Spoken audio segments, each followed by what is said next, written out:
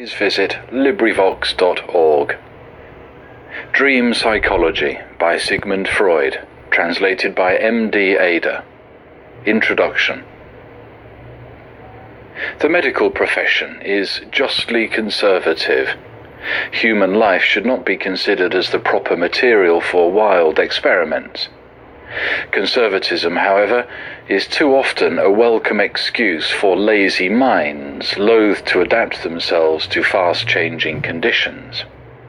Remember the scornful reception which first was accorded to Freud's discoveries in the domain of the unconscious. When, after years of patient observations, he finally decided to appear before medical bodies to tell them modestly of some facts which always recurred in his dream and his patients' dreams, he was first laughed at and then avoided as a crank. The words dream interpretation were, and still are, indeed, fraught with unpleasant, unscientific associations. They remind one of all sorts of childish, superstitious notions which make up the thread and woof of dream books read by none but the ignorant and the primitive.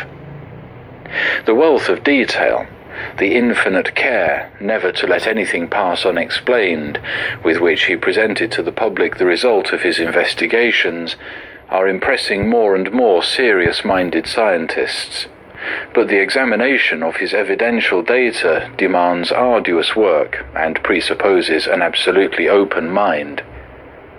This is why we still encounter men totally unfamiliar with Freud's writings, men who were not even interested enough in the subject to attempt an interpretation of their dreams or their patients' dreams, deriding Freud's theories and combating them with the help of statements which he never made.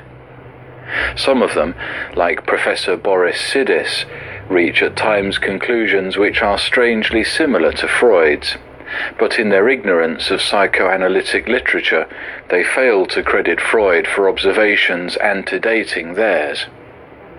Besides those who sneer at dream study because they have never looked into the subject, there are those who do not dare to face the facts revealed by dream study. Dreams tell us many an unpleasant biological truth about ourselves, and only very free minds can thrive on such a diet. Self-deception is a plant which withers fast in the pellucid atmosphere of dream investigation. The weakling and the neurotic attached to his neurosis are not anxious to turn such a powerful searchlight upon the dark corners of their psychology. Freud's theories are anything but theoretical. He was moved by the fact that there always seemed to be a close connection between his patients' dreams and their mental abnormalities, to collect thousands of dreams and to compare them with the case histories in his possession. He did not start out with a preconceived bias, hoping to find evidence which might support his views. He looked at facts 1,000 times until they began to tell him something. His attitude towards dream study was, in other words, that of a statistician who does not know and has no means of foreseeing what conclusions will be forced on him by the information he is gathering, but who is fully prepared to accept those unavoidable conclusions. This was indeed a novel way in psychology. Psychologists had always been wont to build in what Bleuler calls autistic ways, that is, through methods in no wise supported by evidence, some attractive hypothesis which sprung from their brain, like Minerva from Jove's brain, fully armed. After which they would stretch upon that unyielding frame the hide of a reality which they had previously killed.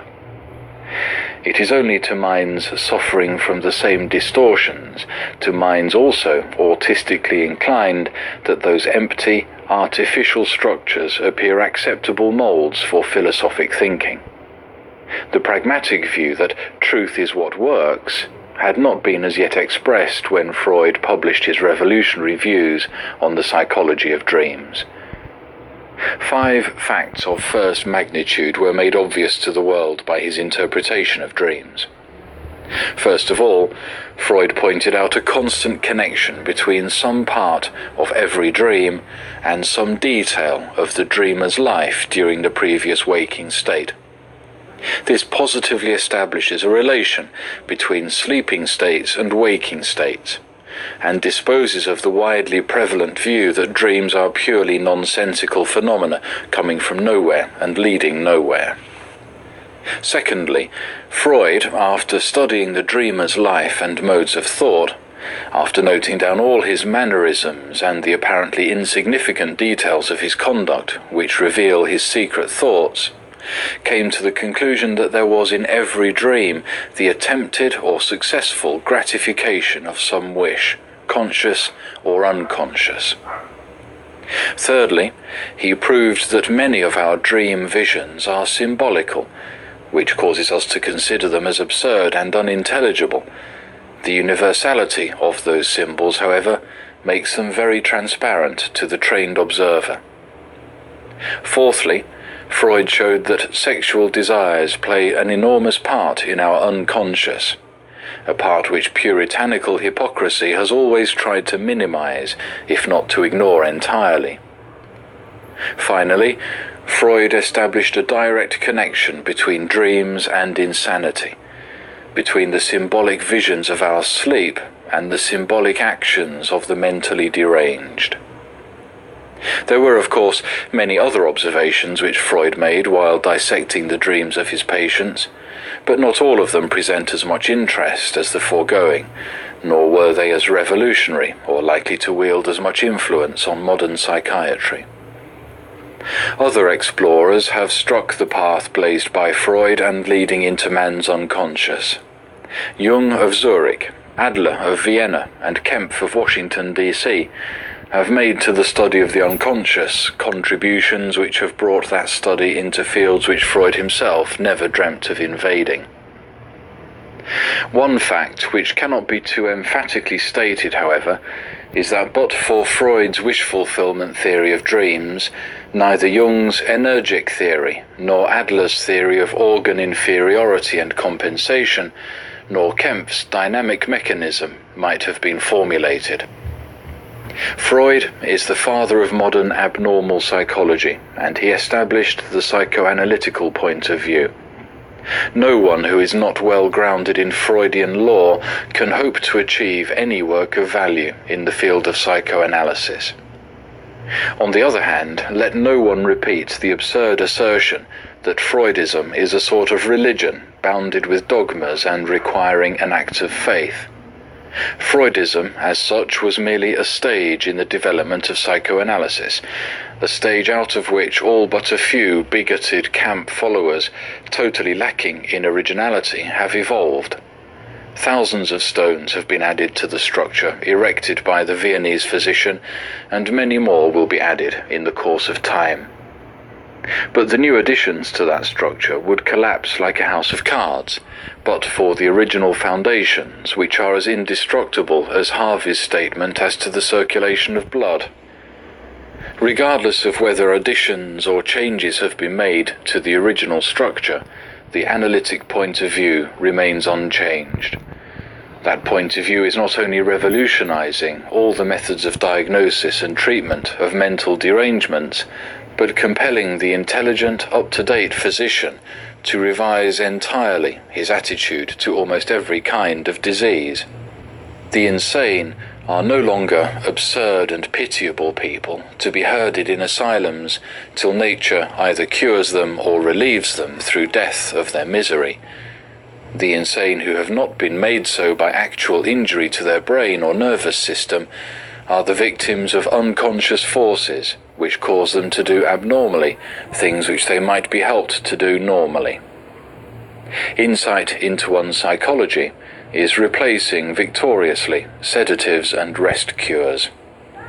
Physicians dealing with purely physical cases have begun to take into serious consideration the mental factors which have predisposed a patient to certain ailments. Freud's views have also made a revision of all ethical and social values unavoidable, and have thrown an unexpected flood of light upon literary and artistic accomplishment. But the Freudian point of view, or more broadly speaking, the psychoanalytic point of view, shall ever remain a puzzle to those who, from laziness or indifference, refuse to survey with the great Viennese the field over which he carefully groped his way. We shall never be convinced until we repeat under his guidance all his laboratory experiments. We must follow him through the thickets of the unconscious, through the land which had never been charted because academic philosophers, following the line of least effort, had decided a priori that it could not be charted. Ancient geographers, when exhausting their store of information about distant lands, yielded to an unscientific craving for romance, and without any evidence to support their daydreams, filled the blank spaces left on their maps by unexplored tracts with amusing inserts such as, "Here there are lions." Thanks to Freud's interpretation of dreams, the royal road into the unconscious is now open to all explorers. They shall not find lions, they shall find man himself, and the record of all his life and of his struggle with reality. And it is only after seeing man as his unconscious, revealed by dreams, presents him to us, that we shall understand him fully. For as Freud said to Putnam, we are what we are because we have been what we have been. Not a few serious-minded students, however, have been discouraged from attempting a study of Freud's dream psychology. The book in which he originally offered to the world his interpretation of dreams was as circumstantial as a legal record to be pondered over by scientists at their leisure, not to be assimilated in a few hours by the average alert reader. In those days, Freud could not leave out any detail likely to make his extremely novel thesis evidentially acceptable to those willing to sift data. Freud himself, however, realized the magnitude of the task which the reading of his magnum opus imposed upon those who have not been prepared for it by long psychological and scientific training, and he abstracted from that gigantic work the parts which constitute the essential of his discoveries.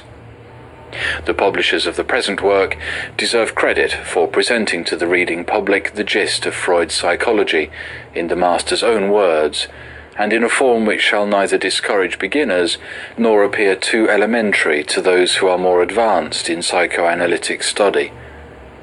Dream psychology is the key to Freud's works and to all modern psychology. With a simple, compact manual such as Dream Psychology, there shall be no longer any excuse for ignorance of the most revolutionary psychological system of modern times. André Tridon, 121 Madison Avenue, New York, November 1920. End of the introduction.